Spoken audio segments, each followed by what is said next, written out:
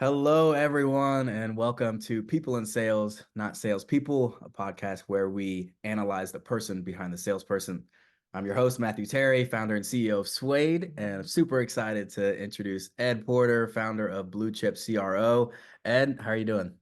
Good, good. Happy on this Friday in February where it's sunny and pushing almost 60 degrees today. So I'll take it in February. I'll take it. It's been up and Yeah, down in Cincinnati. Like last weekend, it was cold, it snowed. My dad went to Perfect North. You know? right, right. Yeah. Well, and I had to look at my calendar. I was sitting outside on my deck and I was like, oh crap, I'm recording with Matt. So I was enjoying it outside. I saw about 10 deer right behind me just before I came in. And so I'll take this in February. I love it all day long. It's good. You should have taken the podcast from outside. We would have loved it. I would have, but the animals were a little loud. The birds are loud, and I didn't want them interfering in our content, man. Nah, that's fair. That's fair. Well, thanks for coming on, man. Ed's a good friend. We got introduced by a mutual contact of ours. Ed has been director of inside sales, CRO, chief revenue officer at companies, and most recently, like I said, started his own fractional chief CRO company. So, Ed, would love to dive into your background a bit before we get into the good stuff. I usually like to ask people, how'd you get your start in sales? Yeah, it was. I resisted for a while, so I started my career in the call center. I was working part time in a call center while I was going to college, and it was just kind of a means to get some money going. And wound up staying there for 8 years. I wound up going full time there, and wound up going part time in college. So I had some good opportunities, but I started when I was 19, 20 and really just grew in that world. So that was the outsourced call center, and that. But this was again 20 years ago. This was, it was still big. It was kind of booming, and there was just a lot of opportunities. So for somebody like me, I was in college. I didn't know what I wanted other than I was going to go to school for business, and I really learned the business of outsourced call center, and I attribute two benefits to that. One is I learned the value of people and working with people and managing people in the call center. Turnover is such a high environment, high attrition. People come and go, and it's a challenge when you're trying to deliver a service to a client.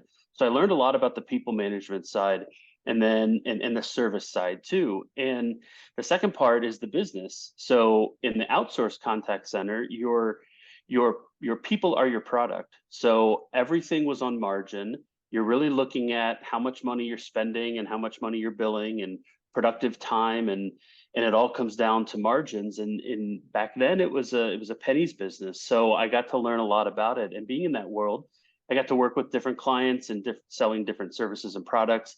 I primarily did inbound, so it was a lot of inbound customer service, tech support, but then also dabbled a little bit in inbound sales, a little bit in outbound sales as well. So really kind of cut my teeth in the service side of the business, building programs.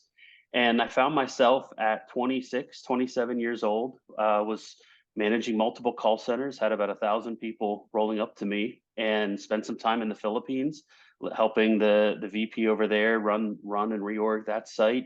So as a young kid who was just learning the ropes, it was very much sink or swim, and I figured out ways to learn. I attribute a lot of my work ethic to that, and that's kind of my footing in my career was in the call center. And through that role, I worked with several people that wound up spinning off a tech company that did call recording for call centers. This was back before SaaS was really popular. So they were CapEx type software. We're selling well into 6 and 7 figure deals. And so that was a software company, and I got that started in a startup that was it was incubated by a former organization called Tech Columbus, which is now Rev One Ventures. Wow. And so I've been around that organization since then. Got to work in a tech company, a startup with people that I worked with before. And the position I was in there was, as I would consider my first real sales position, which was I was building a reseller channel division. And I knew nothing about this at the time. And I even told the CEO and two of the founders, I said, why do you guys want me in this role? I literally know nothing. But they knew how I was as a call center operator. And they said, what you can deliver to the reseller partners is who we're trying to sell to. So if you can train the reseller partners on your persona of a contact center operator and leader and what they want in quality management and call recording software, that's the differentiator. And we feel like because you can deliver that to them, you can help them be better sellers. And that was their theory. And I got to commend them for it. It was a great theory. And I was like, that's great. So that was it. I started reading a lot of books about channel sales and distribution sales and how to build sales teams and how to market to partners, but also market to end users, how to build implementation and support teams. So I came in and we probably did about 10% of our company's revenue through the channel, which was barely $1 million a year. By the time I left, we were just over 50%. And we were pushing almost 20 million. So we went from 1 to 10 million in revenue through the channel by the time I left. And Mhm. I learned a lot about building partnerships and how to sell to resellers who then have to sell to end users and how to market to both sides of that. So it was a big learning experience where I got to learn what I consider now the full revenue organization, where I got to learn how to sell to sellers and work with sellers, how to market and how to distribute marketing to the right buyers and the buyer types. We had two segments. We had the resellers and then the end users. So how do you build a push-pull strategy? And then I got to learn how to implement and support. And implementation at that time was huge. You had to implement properly. You had to get them adopted properly so that they continue. Because what you were selling at that point was annual service plans.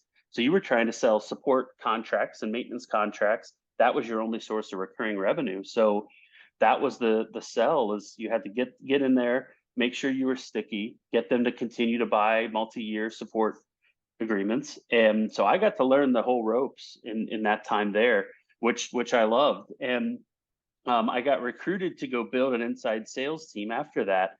And my reason for leaving was it was kind of like, okay, I feel like I figured this out. It was in a good place where I could kind of hand it over nicely, and I did. So another challenge that this company recruited me to build an inside sales team, which was for a large field sales organization, and they didn't really know what they wanted. They knew that their number one competitor had grown their company using inside sales. They used centralized customer service models, centralized selling models, and also field sales teams, where this company was just, for all intents and purposes, archaic and old and commissioned sales rep, 100% commissioned sales reps, field reps, couple hundred across the US, and they wanted to modernize. So to me, it was a big challenge. And again, I didn't know much about inside sales, but I knew enough to be dangerous. And then certainly the service model I understood.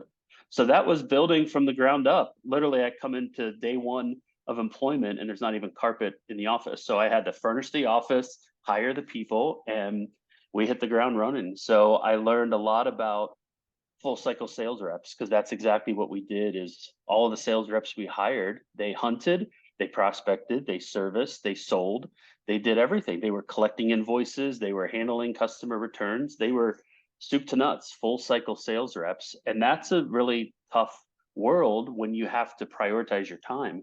And how do you build pipeline versus how do you service customers for residual or repeat sales? So that was a very complex selling environment, even though we were selling products and we sold 30,000 different products to customers. And it's still in a B2B world, but it was a very complex selling environment. So again, I got to understand this holistic view of the full buying life cycle, from who the heck are you and marketing to them, to awareness, to nurturing and how to sell and convert, and then how to get that land and expand model. So that was a big learning experience for me at that company. I did that for 8 years, and then got recruited to go be the CRO of a company. It was a new position. The former VP had left, and they were somewhat in a downward spiral, and they were losing a lot of customers. So churn was growing, but they had desires that they wanted to sell the company, and they wanted to do it soon. So they needed somebody to kind of own it all, and that's what I did. I came in and worked with the customer success team, and we kind of plugged the boat and or plugged the hole in the boat and stopped the leak. So we stopped churn. focused on the sales team and got more lead flow and conversion going. Our revenue per employee doubled by the time I was there, which gave us great marketability to then get on the market to sell for a decent valuation. And then we sold.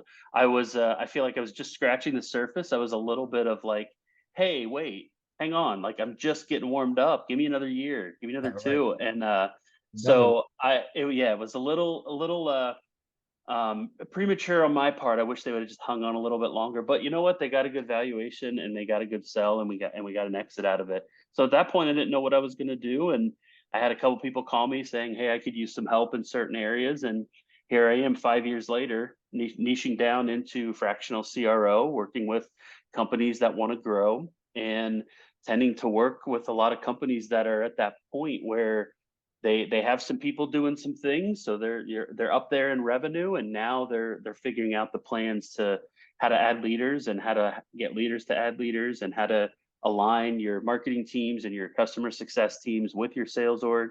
And now that's kind of the home that I'm living and what I've been doing for almost 5 years. And during that journey, I've dabbled in investing as well. So I've been an investor in a venture capital fund last year, and I've been investor in five startups directly over the years. So that's kind of been the thing I do on the side as well, but it aligns nicely to what I do because I can be critical about the investment in how are you building your go-to-market strategy, and is it fluff or is it real? And again, that's one area where I think there's a good alignment in what you're trying to do and when and what milestones. So here I am. That's what I'm doing. That's kind of a little bit about my history and where I'm at today. Woo, I love it, man. So your breadth of knowledge, and I'm jealous. I'm genuinely jealous about how much you've gotten to learn throughout your years and the opportunities that I won't say you stumbled upon, but that just got put into your path. And like you said, you took on it head on, read the books around how to build sales teams, how to sell into reseller markets. You were a sponge, brought up Absolutely. all that knowledge and then executed on it well. So bravo, congrats, and Yeah, dude. thank you.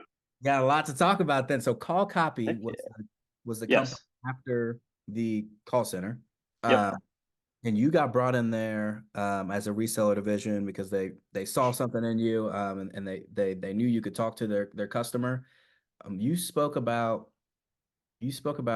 selling to resellers. Tell us a Mhm. little bit about what a reseller is and how they were valued. Yeah. Yeah, sure. So big business in general in that space, in the IT space, it was certainly big business. So call centers, now it's a little bit different with cloud, but before there was cloud technology, call centers operated on-premise, what's called PBX systems. So private branch exchange is what it stands for, but that's effectively the phone system that routes calls. And I don't want to say quite routes calls, but that's the call center system.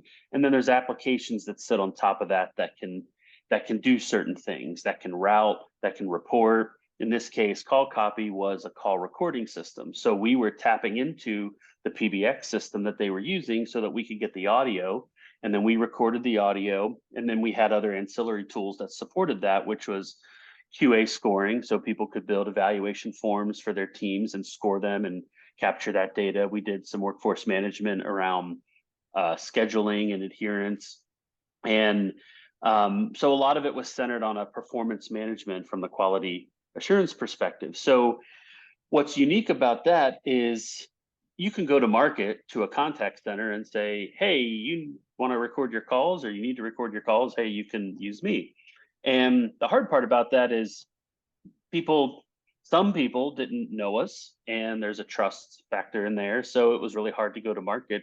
So then we started looking at the PBX resellers, so companies that were selling multi-million dollar big hardware, software, full phone systems. We became an add-on into their portfolio of products, so they could then go to a client and say, we can sell a phone system, we can sell the handsets, and then we have all these other applications we can sell on top, all the different software. So we became a line item in their catalog, and everything was sold on their paper. So we invoiced the reseller got everything and invoiced the customer. So we were the partner to them, and that kind of they stumbled across this just in their trying to expand their company and wound up talking to a couple sales reps at companies saying, hey, I could use something like that as I'm trying to sell to customers. So it just started there, and they started to have a little bit of success. Then they wound up we had a partnership where we developed a white label product for another customer where they were able to sell our product, skin it themselves. So it was our logo and everything was removed and it was there. So that was a different selling arrangement that I got to learn. But that was the whole idea of a go-to-market strategy, was how to work with resellers that already have some kind of market presence so that we don't have to reinvent the wheel and go to market. Our go to market can be through them. And how do we support the reseller to make sure that we're top of mind, that they're bringing us to the table, that they're talking about us, that we're getting engaged in opportunities. So it came at a margin, and that's the difference. Is you give a discount to them, and so they can mark it up so that they get some margin. And how do you support? So your go to market is a little bit less than your retail price, or in many cases half. So how do you balance the cost investment of supporting them and getting into their kind of sales team and getting inundated with them, and how to integrate yourself into them so that they can bring you to the table? That becomes your market access. So it's just a different strategy. You can go direct, you can go through distribution, or many SaaS companies now are calling this partnerships and trying to develop partnerships. So very similar to that, and that's what the go to market strategy was for them. And then eventually they wound up not selling direct at all. The whole company moved to a full distribution model, reseller. So even if they had leads coming their way, they would punt them out to resellers, and that became their model. And then they got acquired after I left. So they got acquired, and then that company got acquired. So there was a big, great amount of success in that world. And now you see this a lot in technology, is these partnerships and reseller channels. It can be big business. It's a potentially easier way to go to market. It still costs some money, but it becomes a different way to go to market. Yeah. Okay. So you started there. Your first year, you said you brought in 10% of the company's revenue. When you left, No, that's what was already done before I got there. So they were about a $10 million a year company at that point, and right around $1 million is what had come in through partners when I got there. okay. And then when you left, it was 50%, right? You grew that. Yeah, which was about 10 million. So then they were a $20 million a year company, and 10 million of that came from the reseller channel. Gotcha. And then after you left, you're saying they went total 100%. Yep. All It was resellers. probably about 2 or 3 years after that. And that's they kind of went all in. We forged some really good partnerships with some. So our goal was try to work with the PBX manufacturers. Cisco was one of them. Avaya was the big one at the time. ShoreTel was up and coming, and then we were starting to work with some cloud-based phone systems, which was very new in 2009, 2010, 2011. So those were partnerships that were forming that gave us a good land and expand model. And then we started work with some of the larger Cisco phone system resellers, the larger Avaya phone system resellers, and some of the international ShoreTel resellers, and that became our kind of lock and load way to do it. And then our whole direct sales team went all direct channel, and yeah, and that was the complete shift. That's interesting. So you probably just mentioned this. I'm sorry if I missed it. But when they went 100%, do you know what happened to that sales team on their side? Did they just say, "Hey, we're doing 100% distribution, so we don't really need a full outbound"? They still needed the team. They just wound up, instead of working direct deals, they worked with reseller partners in the field. So it was, now I wouldn't say everybody did that, but they were in growth mode too. So as they added people, they added channel account managers and channel respective regional channel vice presidents and directors and stuff. So that was their growth model.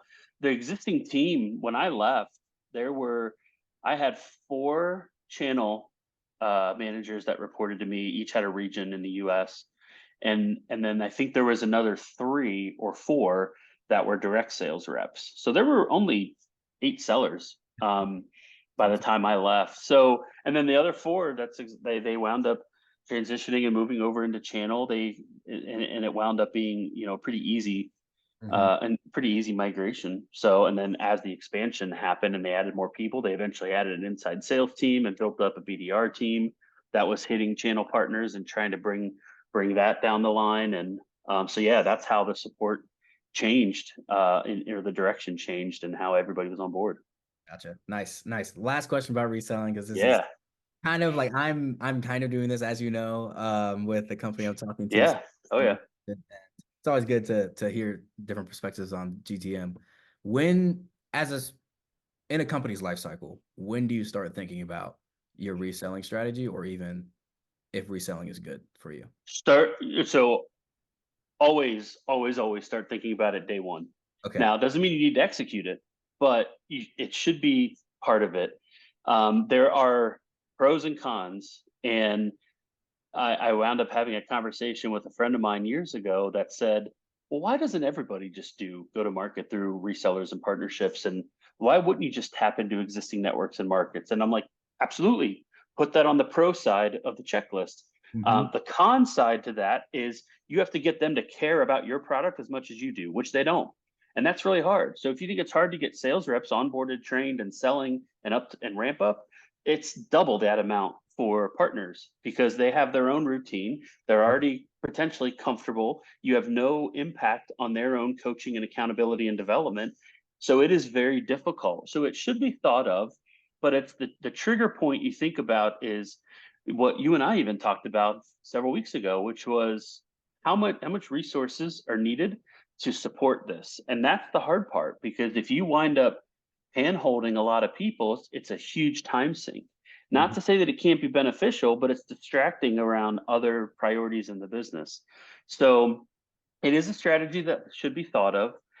I was on a podcast a few years back talking about channel sales, and I said at that point, you're probably looking at about a best case scenario, 2 years, and it's a break even. So you Wow. got to be able to float and invest in resources for 2 years before you break even on revenue. Yeah. And that's best case. More than likely 3 years is a good timeline. If you're going to invest in it, you Hmm. got to cash flow this out so that any resources you're dedicating have to be not paying for themselves for 3 years. Yeah. And that's a lot to stomach when you're talking about multiple resources. And you need both. You need marketing and sales to begin with. And Hmm. then you need to figure out who's going to support the partner and the end user. Is the end user coming to you for problems or are they going to the partner? And if they're coming to you, you need to have enough margin in the deal to be able to support those resources. So it really is something that should be thought up because it is a good strategy. And I think there's different ways to do it. You don't need to go full on reseller where they own the customer, they own the invoicing like we did. You can do this affiliate marketing, you can build some very informal referral programs and but they still need marketing support, they still need sales support, they still need to make sure that you're top of mind. And that requires a lot of engagement, a lot of attention, a lot of integration into your business. So there's a lot of things like that that need to be considered, but it should be thought of day one and then reevaluated as you start to hit the different milestones, as you get to one customer, five customers, 20 customers, and then grow through their networks. Who are the people they're buying things from, or how do they get referred into different networks and access points? So that's the best like go to market strategy is to tap into other people's networks and that there's advantages there, but it comes at a cost. Yeah. Yeah. So gotta put in the financial model and see how much personal capital you're putting on the reselling side of things. So Yeah. okay. Yeah, absolutely. Awesome. And then last question I had as you were going through your story with call copy, you mentioned a push-pull strategy, and I wanted to Hmm. dive into that. Specifically just what at a high level does that mean? Yeah, obviously when call copy was around, SaaS wasn't really a thing. So talk us through the business model of trying to get recurring revenue and just the history of that. I'm interested. Yeah. So I'll talk about push pull Mhm. because this is a lot of theory at work, but it has to do with what your expectation is from a partner program. So in a push strategy, you're trying to get your message out into the market. And that market can be defined by potential end users and potential partners. So your push strategy is very much an outbound marketing push, and then also comes along with the direct brute force of prospecting and outbound and that. So that's very much a push strategy. And the pull strategy is the opposite, which is leads are coming in, Gotcha. and how do you get them in, and that becomes the magnetic field. So a lot of it, when you start thinking about marketing initiatives, we start looking at tactics. A lot of it has to be aligned to, is this supporting a push strategy or a pull? And the reason why that's important is to balance it out. So if you're going in a universal marketing strategy, if you have a company that's doing both direct sales and indirect sales through partners, you really got to think about how partner conflicts are going to, if they're going to arise, how direct sales conflicts are going to arise. If you're trying to sell a deal directly to somebody that a partner's trying to sell a deal to, you Mhm. got to figure out ways around that. So the push pull strategy has to be thought through in terms of tactics and aligning those tactics towards which mechanism. And if you do want to be imbalanced, which is you want more activities on a push than a pull, then that's fine. Know that that's what you're doing, and you're trying to get your awareness out. You're trying to get the market educated on who you are. You're trying to get into partner communities and network access points. You're trying to get into user communities. And now it's a push where hopefully that will come back around where Right. you can then get the pull. So uh, that's the balance of a push pull strategy, and how to figure out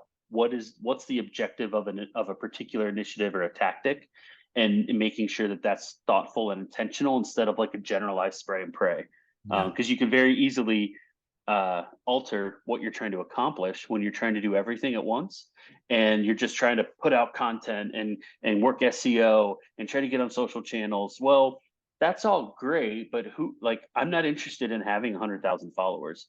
I would much rather have 5,000 followers that are in my market than Mhm. 100,000 generalized. I Mhm. just so that's the difference of what your output is, and how are you supporting a push strategy or a pull strategy. So that's So it sounds so kind so of that's like kind of that. outbound, kind of sounds like outbound inbound strategy. Is It that so it is, but think about it from marketing. So sales, it's easy to say, oh, we have outbound SDRs, BDRs, we have inbound SDRs, BDRs, right? and that's true. But in order to have inbound, there has to be some kind of outbound work, one way or another, and it's either outbound through marketing or it's outbound through brute force, of trying to do this, where you're trying to get into the partner market in order for them to bring you leads, which then come back inbound as a boomerang. So it is a little bit of outbound inbound, but it's take it a level up in terms of what is the market, does the market know about us, Mhm. and who is our market? Maybe we're very people that are in a particular industry know who we are, but how do we get into other industries, or how do we get into other geographies? And now that becomes a little bit more of this understanding of push pull, because you don't want to pull into industries you don't know, you want to push into those. So it doesn't necessarily mean outbound, although it's, in the outbound in the traditional way we think of it, it is outbound because you're trying to distribute information to people who don't know about you. Yeah. Yeah. Interesting. Okay. And then lastly, quickly give us the history of some of the business model adjustments that you've seen come across the years. Because when you first started, you said, hey, these are support. You had to sell the service support agreement to continue to pull in customers and get revenue from the same customers. But then the world shifted to the SaaS model Yeah. where you don't buy once. It's just you continue. Yeah. Look, I'm going to start saying this a couple things. Yeah. The selling environment is actually Okay. the same things that are needed to be successful back then are still the same things today. The difference is your buyer. This is where buyers' needs are innately different. So if you think about, like, we're gonna like put an assumptive hat on. So 40 years ago, so many handshake deals. People are going out to dinner and closing deals, and it's people are walking around with a Rolodex. Like, again, the thing, it was all different, but at the essence of it, it's a conversation, and how you nurture that conversation so that the buyer has confidence in you. So Mhm. I'll say that because even though the business model changes, it doesn't change the problem that the buyer is experiencing and how you can solve the problem. And Mhm. that's in its very basic instance is the essence of what has and will never change. The tactics aligned are going to change because buyers are harder to access now than they were before. There's an access to a lot more information today than there was 20 years ago or even 10 years ago. So there's a lot more of the buying process that is done without you than with you. And those are some of the tactics that need to change. So when you think about whether you're buying $1 million piece of hardware and software versus paying 80 to $90,000 a year over 10 years, that is kind of irrelevant. And I would argue selling selling capex type products is a hell of a lot harder than SaaS. I'm going to offend a lot of SaaS people, maybe you too, but I'm going to offend a lot of people here and say SaaS is one of the easiest things in the world to sell. I don't care what your price point is. I don't care if it's 500,000 a year, 100,000 a year. It does. It's easy, and the reason why it's easy is because you don't have to sell somebody on the model. The model is already presented. People already know what subscription is. They already know that we're going to market it monthly, but we're going to charge you annually or quarterly, or like everybody understands that. So you don't have to sell the model. SaaS is the easiest thing in the world to sell because you don't have to talk about it. What gets hard is when you start having to sell products that are either used in a business consumably. The what's harder is when somebody switching costs become extremely high, and they're putting a lot of faith in that, and it requires an upfront check versus okay, 500,000 over the next year, I can stomach that over 12 months. $5 million over the next 5 years is really hard to stomach. Mhm. So it's a different fear that gets emitted from your buyer when that price tag goes up, and ultimately that's where I think the model shift is insignificant. The significant in this becomes it really has always been, it will continue to always be about the buyer. Your sales process means nothing if it doesn't align to how the buyer buys. Right. Their buying process is what should drive it, not your qualification, your discovery, your demo, your presentation, your proposal, whatever. That is insignificant into the buying process until you know how does that buyer buy? Who do they consult for confidence? And how do you lower the walls so that you could increase the trust value? Those things haven't changed, and I don't think will ever change, quite frankly. So I don't know if that was the direction you wanted to go, but the That model was good. from capex or from term and perpetual to term licenses is really made it a heck of a lot easier for sales organizations, quite frankly. Yeah, yeah. I was just interested in the history. I'm always looking to just understand a little bit more about everything. So that was good. Thanks. Yeah. Yeah, and I got to plug this too because this is a thorn in my ass, and I want to have productive discussions. It's hard to not have a bias for it, but what really irks me is when people want SaaS experience from employees that they're hiring, because I don't understand what competency or skills are gained from people selling a SaaS product versus non-SaaS. And I haven't been able to find anybody who I haven't been able to debate this with that has proven me wrong. And I'm not saying it's not out there, but I want to. I want to know. I had a friend of mine that gave one point that I thought was okay, that's worth merit, and I can get behind that. I don't know that I see it as a prerequisite. And that point is people who come from SaaS environments can often get onboarded quicker because they know the cycle, they know the dance, they know the technology, they know the cadences, they know the messaging, they know the demo. And I'm like, okay, that makes sense. So you're looking at shrinking ramp time, but Mhm. what does that have to do with success? And short ramp time, if there was a guarantee out there that said short ramp time equals greater outcomes, I think we could get behind that.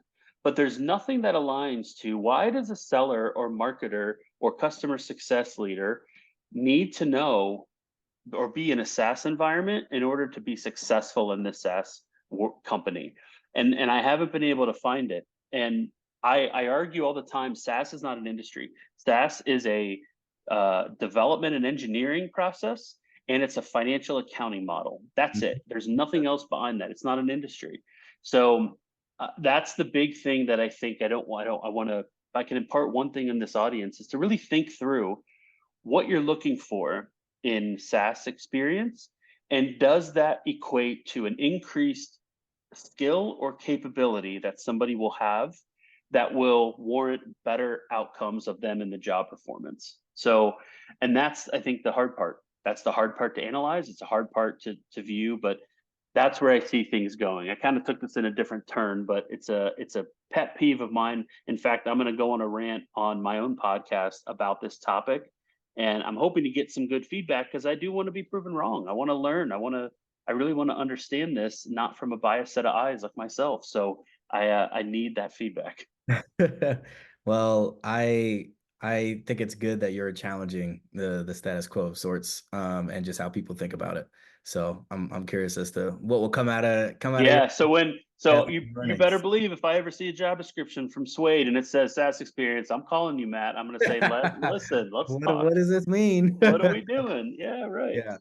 One thing as you were talking that I just wanted to re-emphasize was that it's really important, for you to understand your buyer's sales cycle, or not even sales Mhm. cycle, but how your buyer makes decisions. I'll say that. Yeah, And the only way you can do that is by asking the question. absolutely. You know, Absolutely. you got to, And in your that's, first and calls, how do you make decisions like this? you're right. You've been in this world before. You've done this, so you kind of know that. And it's not about right and wrong. It's just about being better. And we don't have a crystal ball. Hmm. But what we do know is people lie. Some people intentionally lie. Some people unintentionally lie. You know, prospects aren't going to just open up and show their hand to you. And a lot of it is because they're guarded, because there's not trust, because they're in fear of making the wrong decision as well, and they don't want to be duped into it. So because of that, tension is up, friction is there, and the walls are up. But if you can get that to be lowered by asking some of those right questions, by asking the ways towards it, and if you really, one of the things that I liked from the Challenger Sale book, and it talks about a scenario of the buyer and the seller on opposite sides of the table. And it's, I'm pushing my agenda, you're pushing your agenda, we battle back and forth. But if you can get to be on the same side of the table as the buyer, now you're both going down the journey the same way. And that's hard for a seller who's compensated on what they produce when you're trying to defer that to the buyer. But it Hmm. is the best way to do it. It's going to qualify quicker, disqualify quicker, and it really helps to open up that transparency to help you become that trusted advisor that is common in the sales world. Is how do you build trust, and that's going to lower the walls. That really helps. So the buying process is the key to all of this, and that will vary. It's not about a persona or an industry or an ICP or anything like that. The buying process is innately different from deal to deal and person to person. The buying process for the head of IT at company A is different than the buying process for the CFO at company A. And that's what sellers need to really tap into and to understand that. There was a book that I read that I love. It's not a real big famous book or an author. But the book is called Selling to the Point. And there's a line in there that says, I believe it's actually the first line in chapter one, is the point of selling is buying. The rest of the book goes to talk about the buying process. And it's not about the selling process, but it's the whole point of selling is buying. And if you can understand that and reflect on every step that you take, every conversation you have, if you're talking about them in a way that you're understanding what they're up against and what they're evaluating and what they really need, it really changes the game. And that's where I think this whole selling process gets turned on its head to become the buying process. Yeah, good. I think out of all the books that are mentioned on this podcast, the Challenger Sale has the most Yeah. reps. So something Yeah. book I've read myself. I do like it, but yeah, that just goes to show how many people resonate with that Yeah. sort of mindset. And that I think now is almost, when did that come out? It might have come out in like 2008, 2010. So we're talking 15, 16 years old, that book is. And I Mhm. would say a lot of changes since then. Like I don't think anybody can follow that to a T. And Yeah. now there's the challenger customer, there's the Jolt effect. That's really valuable. If people haven't read the Jolt effect, it's by the same, I don't know if it's the same group of authors, but certainly the key guy from that wrote it has wrote the Jolt effect, which is very much now about the buyer, which is what the buyer experiences when they make a bad decision or the process that they go through so that they don't make a bad decision. So there's a lot of good content in that author and a lot of the books that they've written. Yeah. Awesome. Awesome. Well, you have had a plethora of experience in sales. And I wanted to ask, what was the most rewarding part of your journey to date? The most rewarding, um, I think that there's two. I'm going to try and pick between the two. Um, and I want to go to early on in my career. So I started off in the outsourced contact center. And I said back then, and I will say today, if everybody spent, like in high school, spent time, at least several months, if it could stay 6 months, that would be great. On the phones in an outsourced call center, we would be a much kinder society today. So it is not fun at all, Yeah. being in a call center. It's very tough. People don't call you to say you're doing a good job. People call you because they're upset. So you're Right. handling upset people all the time. And the reason, so why I'm pointing to this scenario is the most rewarding time was I the company I was working for, the CEO of the company had sold it to a large company. So the company was called Calltech. We sold to a company called Teleperformance. Teleperformance is largely one of the largest outsourcers in the world. And this was back in '04. So the CEO of Calltech recommended me to the CEO of it was one of the subsidiary teleperformance companies, to say, you've got a site with your biggest client that is struggling. I know a guy. And about a year, not even a year after the acquisition, he recommended me to go to this site that was in dire jeopardy. It was the largest client. There was about 12 sites in the company dedicated to this one client, and this was the only site that was doing the highest billable level work. So it was a very specialized center. It was back in the day of Palm Pilots and Blackberries. So we were doing tech support for cell phone company, and we were doing tech tier one and tier two level support for Blackberries, Palm Pilots, and smartphones back in 2006. So this site was just, I can't go into details, but was a shit show. And they had lost a good amount of staff fairly quickly. The company came in and was cleaning house.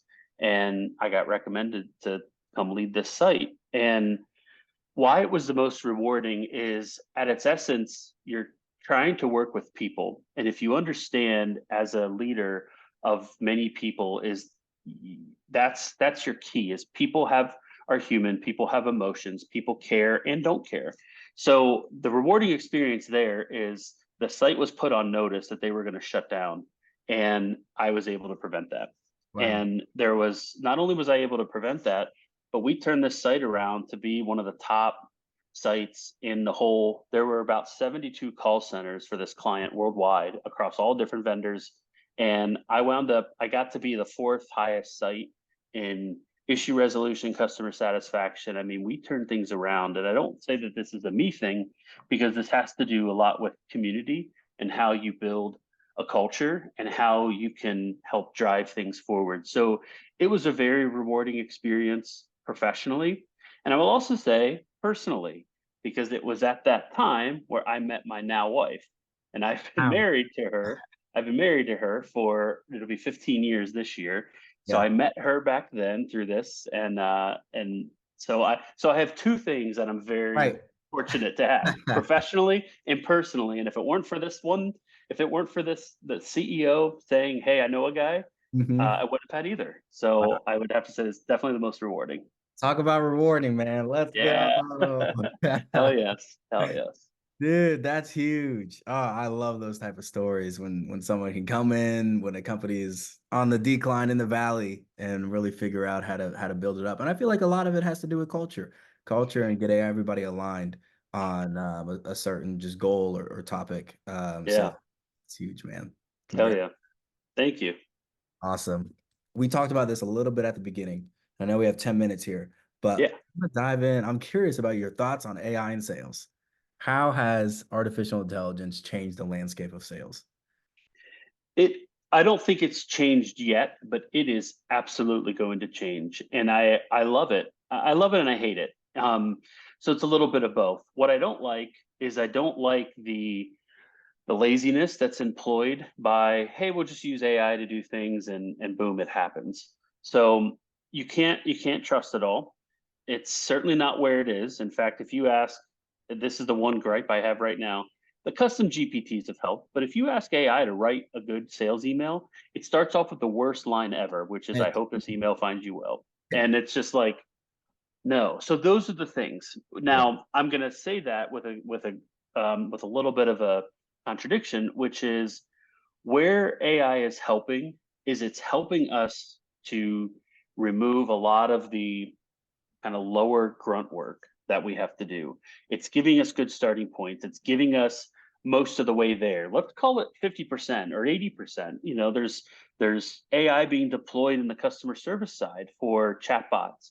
And chatbots have now had a new wave of evolution. And it is a huge self-service channel. So what it's doing there, at least on the service side, and how you can relate that into sales is extremely helpful.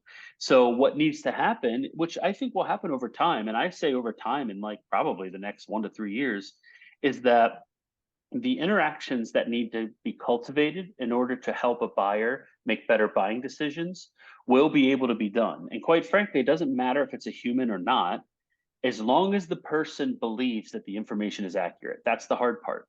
Mhm. That's what's really difficult. So what instills trust? On one end, you can get people that say, "Oh, we'll just show them ROI data, show them customer case studies." And yeah, that's a start, but there's a grain of salt there that has to say, "Is that company like me?" And even though I'm in the same industry, doesn't mean I'm experiencing the same problem and that I'm looking for the same solution. So we need to get more granular there, but I love where the direction is going. Now, I'm also not the person that says AI is going to replace salespeople. Okay. It will replace the ones who are not very good. Right. Absolutely, and it absolutely should. It should replace the order takers. It should replace the lazy ones. It should replace the ones who need to have everything fed on a silver platter so that I can get a deal closed. It should absolutely replace those people, but it won't replace the need to, in many cases, to talk to somebody to have an engaging conversation. I don't think AI can get there.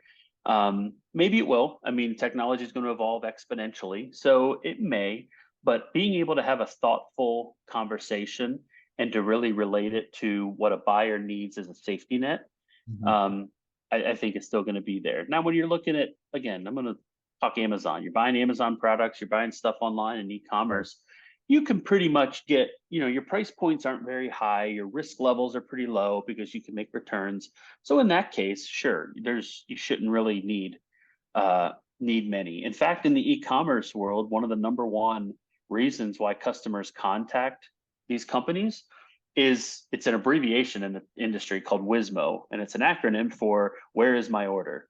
That's the number one reason why people contact an e-commerce company is where's stat.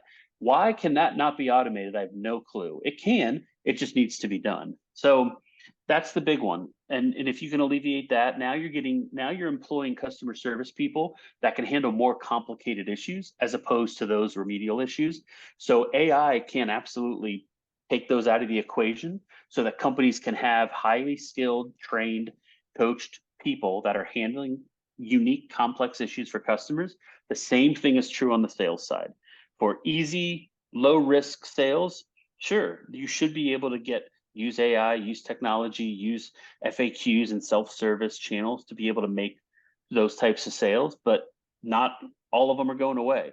I think it's going to be hard to build a custom house using AI. I think you're going to get close. You can probably get 80% of the way there, maybe 90, but you still need that last part. If somebody wants to buy a yacht, I don't think you can get there yet. But it's not to say that we can't. So long-winded way to No, say go ahead. I like where things are going. I think it's important. I'm a huge proponent of automation, and I'm a huge proponent of automating what is a daunting manual task, Mhm. because even though people say it takes jobs away, nobody wants to do those jobs, unfortunately. And this is why it's hard to recruit for those jobs, because these knowledge workers, it's hard. That's why offshore is existing, Yeah. because those other countries, they have appetite for it. Our country doesn't. It's expensive. The turnover is ridiculous. It's just a higher cost of business. So anyway, we could go on for hours about offshoring and outsourcing. I'm a huge proponent of it in many ways, and I will fight tooth and nail of why it works. Technology and automation is the same thing. It's outsourcing it to An AI. computers instead of people. Yeah, absolutely. Right. I like it. I like it.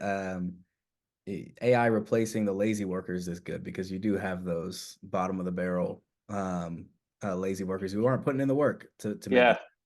And And I'll take that up a notch too, because I don't want to just say like lazy frontline.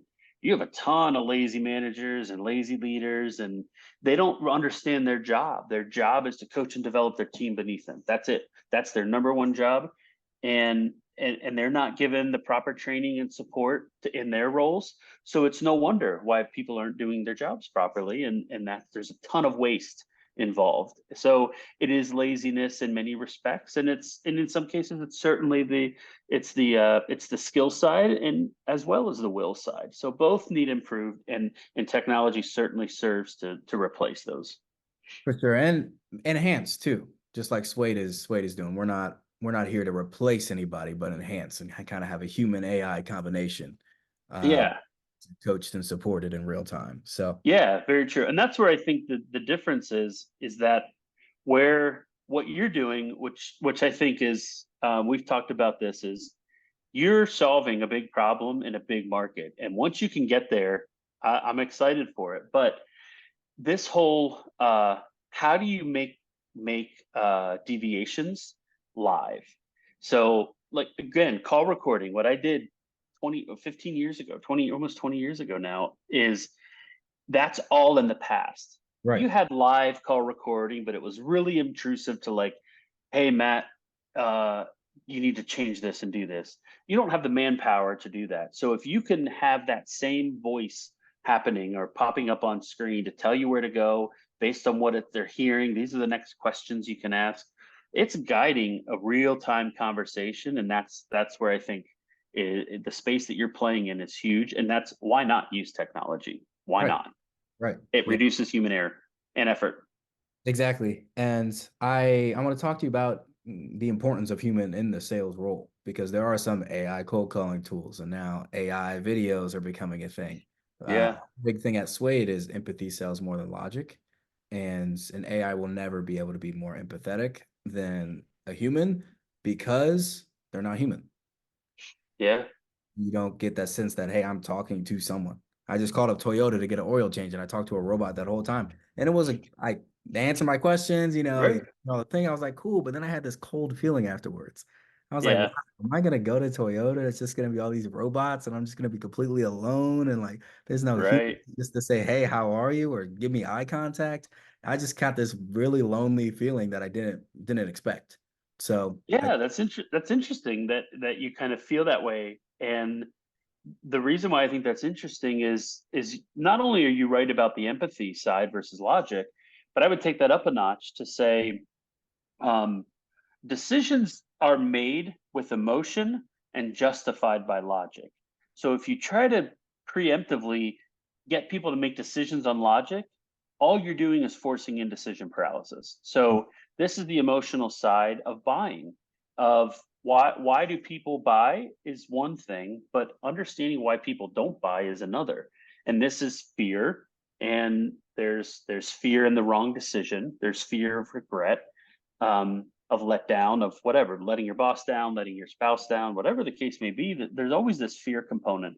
So how do you appeal to the emotional side of a buying decision, number one, and then logic will come in later in the in the sense of the process. So empathy is one of those emotions. So that's an emotional hurdle that needs to be handled. And how do you do that? Hmm. I don't have the answer, but that's one emotion. The other emotion is, again, is fear. Is how do you get people over the fear, and how do you get the risk mitigation lowered? And that's another part of the sales process that I don't know. We'll see. I mean, you could potentially build a very very well defined if then argument, but you have to know somebody, whether it's technology or person, has to know your buyer, has to listen to what the buyer has said, and not just judge the buyer's pain and problems on persona and industry and ICP. So that's the other part of just, you have to understand the fear. You have to really deeply understand the problem. Imagine going to the doctor and saying, my throat hurts. And then the doctor doesn't really do anything and just says, yeah, go take some throat spray. You should be fine in 3 days. Well, what doesn't get talked about in that my throat hurts is that I've had a stuffy nose for a week and it's drainage that's coming down, which is why my throat hurts. So now the sinus infection doesn't get treated. And he's just saying, give some throat spray.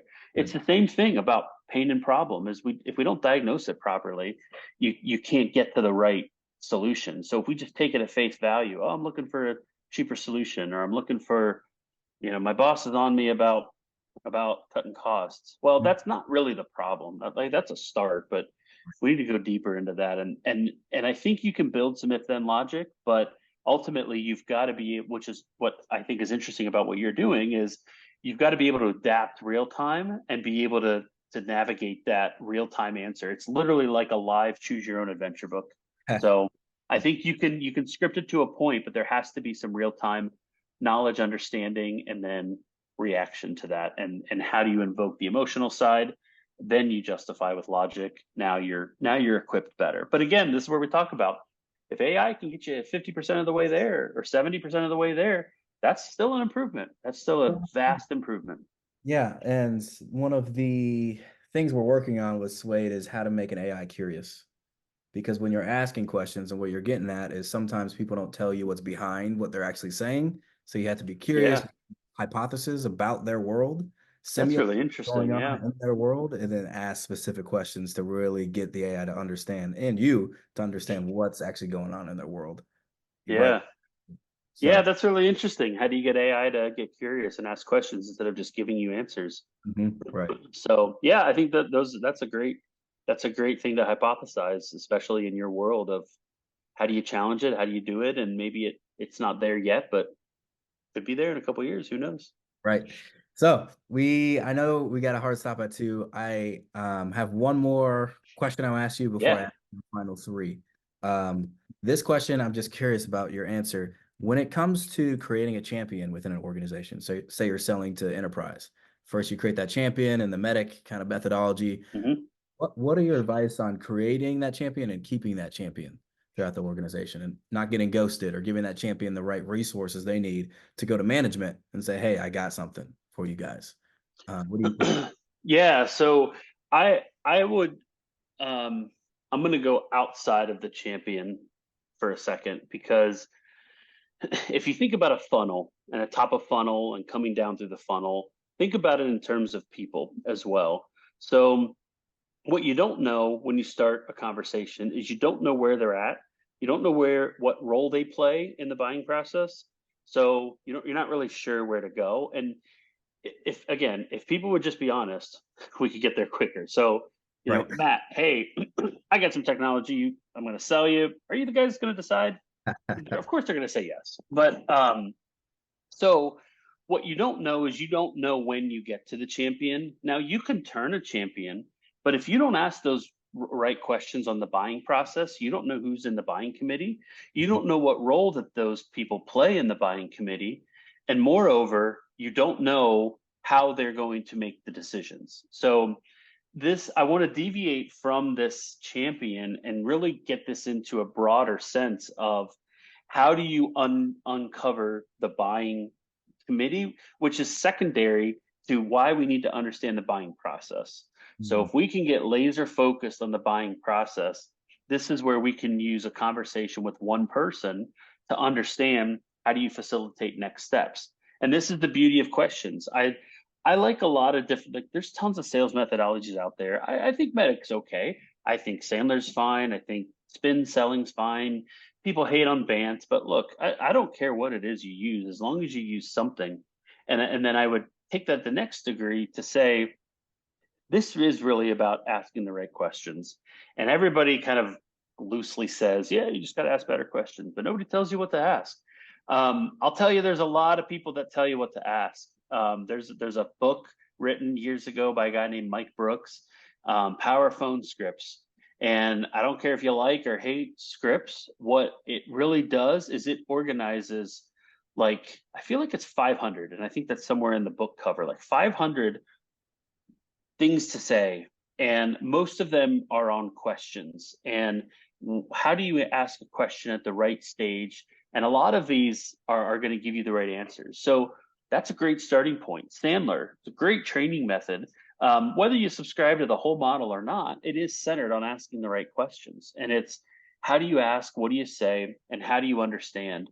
So this is a very vague way to answer that, but I think you first need to understand the buying process and then start to see who's in the buying committee and ask those questions. So if I do find out that Matt is the champion, now it's engaging you to say, how can I help you?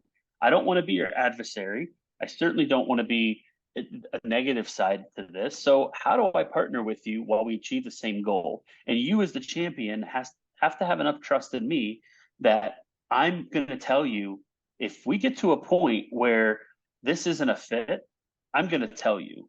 And you Mhm. have to believe me that I will say that if we go down this journey. And if you believe me, now we're on the same side of the table, like the Challenger book says. We're on the same side of the table, taking the same journey together instead of battling for who's right and who's wrong. So, very vague way, but you, once you find that champion, it is all about understanding the bigger picture, who else is involved, and asking the questions of, what are they going to say? So if you've taken a deal like this to this person before, what do they normally say? Do they look at something and look at a price and say yes? Or are they looking at a price and questioning? Do they even need a price? What do they do when you take it to them? What are they doing? What are you saying? What do they normally respond? What do they normally want to know? These are all the questions that help you paint the buying committee and start to paint the picture of the role the person plays, and what their decision process is. CFO, this is a great pigeonhole. CFOs get pigeonholed all the time. They're the price. They're going to be the fight you on price. I Yeah. guarantee they're not going to fight you on price. They're going to fight you on whether or not that is a priority over other things in the whole organization, which is a real problem. And Mhm. this is why a CFO is, good CFOs are freaking phenomenal, because they have to understand, if I've got $1 to spend, is it going to go fix product? Is it going to go fix sales? Is it going to go fix accounting? Mhm. What has to be fixed with that dollar? So, and then of course they want it cheaper. But ultimately, it's more the priority on the dollar. So I don't know if I'm directly answering the question, but we have to, I would go back to, we have to understand the buying process, and then the buying committee, and then define the people in that process and inside the committee, what role they're playing and how they make decisions, because that varies from deal to deal and company to company and buyer to buyer. So your first question was, how do you identify that champion? And the second question was, how do you keep them engaged? The way for engagement is really all about the simplest thing of closing for next steps. And in a very high level, next step doesn't have to mean like proposal or Yeah. contract or demo or presentation. Those are events that happen along the way. Those are tasks that happen along the way. Next steps are, what are you going to do with this information? Are you going to take it to somebody else? And if so, what are you going to take? Somebody, it's easy. Somebody says, send me some information. It's easy to respond to say, oh, sure, I'll send you the brochures, I'll send you these Mhm. presentations, whatever. And then, yeah, let me know once you've reviewed them. Nobody ever reviews them. Nobody ever calls you back. You're smoking the hopium, waiting for something to happen. So the better thing is to paint what that next process looks like and how you can help them make that decision. Don't let them sell it to their boss. They don't know much about your product to be able to sell it up the chain.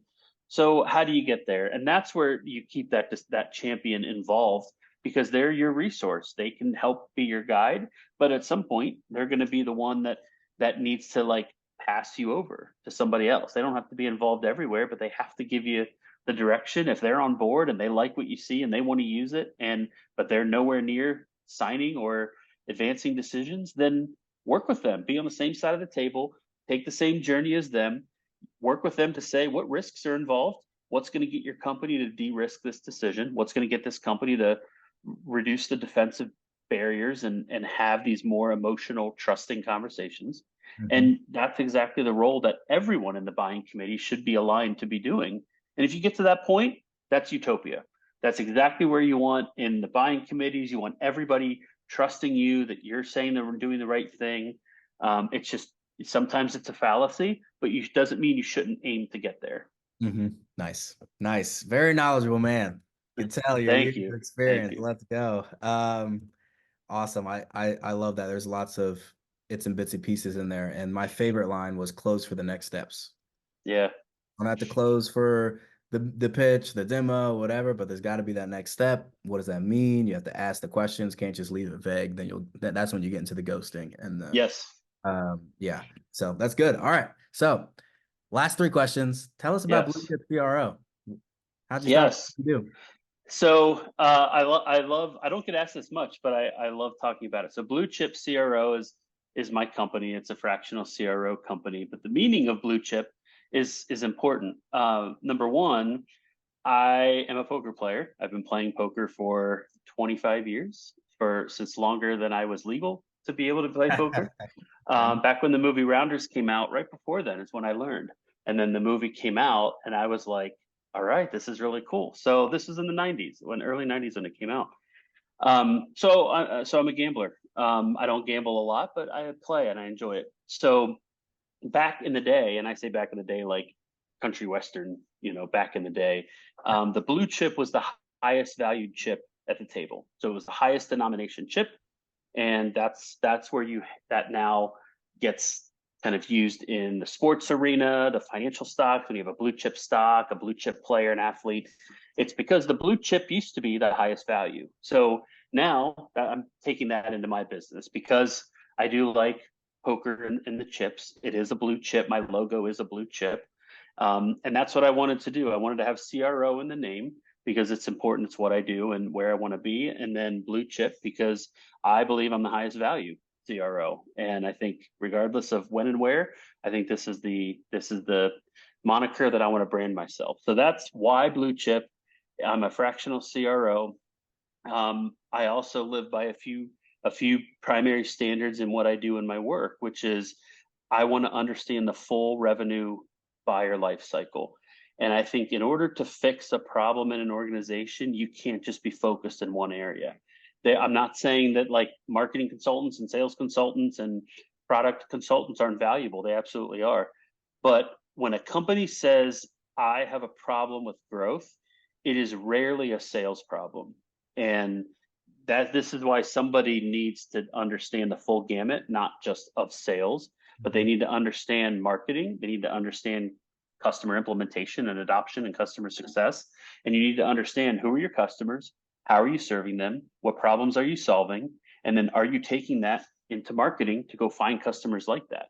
And then is marketing producing the content that talks about those problems, and is sales using that in the sales process? And always, every client I've ever had, it's always no. So there's a problem. So I look at this in the full picture of the buyer life cycle. I am not a CRO that just runs sales. I'm not a CRO that will coach and develop your salespeople. Can I? Sure, I do it very well, but that has to be a small piece of the bigger pie because there are a lot of other things. So that's what I embrace in a CRO, a true meaning CRO, which is you own the revenue, all the revenue, whether it's new or existing. If you don't own it all, no problem. You're just not a CRO.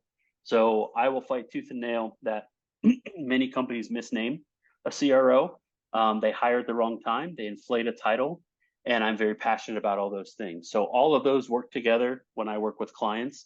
And ultimately, if it's not a fit, I tell people, you don't need me. You don't need somebody like me. What you need is a fractional VP of sales, or you need some marketing contractors, or you need to hire somebody who knows customer success or customer experience, because that's where your problem is, and it's not me. So that's a little bit about Blue Chip, the naming, and why, what I believe in, and how I work with clients. Love it. Love it. And segues into the next question. What does it take to be a good salesperson? To be a good salesperson, you kind of hit on it with AI, is curiosity. I Mm. would say hands down, people have to be curious. I did a webinar. Was this yesterday? Yesterday, and I've said this a lot in the past, and I heard it from somebody, so I can't even invent it. But um, the goal should be to focus on being interested instead of being interesting. Hmm. So the curiosity is what drives that, and that's curiosity comes with asking questions. So I would say, by and large, the biggest difference between the best salespeople out there and the mediocre salespeople are the ones who ask the best questions, because they're innately curious. Love it.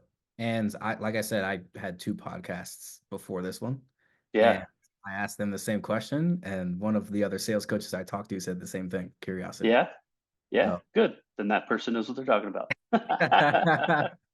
a running theme is good. I really like asking people the same questions just to understand the truth, right? Because a Yeah, lot of people have opinions, but when opinions start aligning, a lot of people start saying the same thing, then it starts becoming facts. So yeah. I powerful. Then the last question is, how can people get a hold of you and see your content? Yes, sir. So my website, bluechipcro.com. I'm one of the few people that puts their pricing on their site, which Oh, I think is a disservice done by many people. So it's on my site. My site is intentionally basic, but also informative. It's pretty clear what I do and who I do it for. So Blue Chip CRO, and then I'm on LinkedIn, Ed Porter. There's not a whole lot of Ed Porters, but mine is the short hair, a little bit of facial hair picture. So you can find me there, connect with me on LinkedIn. And then I just launched a podcast last month in early January called Rethinking Revenue, where we talk about situations where guests have had to think differently about revenue growth and strategy. And so it's a great podcast. We're 6 episodes in right now. We got another 12 or 13 recorded, waiting for distribution. So Rethinking Revenue is the podcast. Search your favorite podcast platform, you'll find us. awesome. Thank you so much for the show and for coming Heck on. yeah. Thank you, everybody, for listening. All right. Thank you.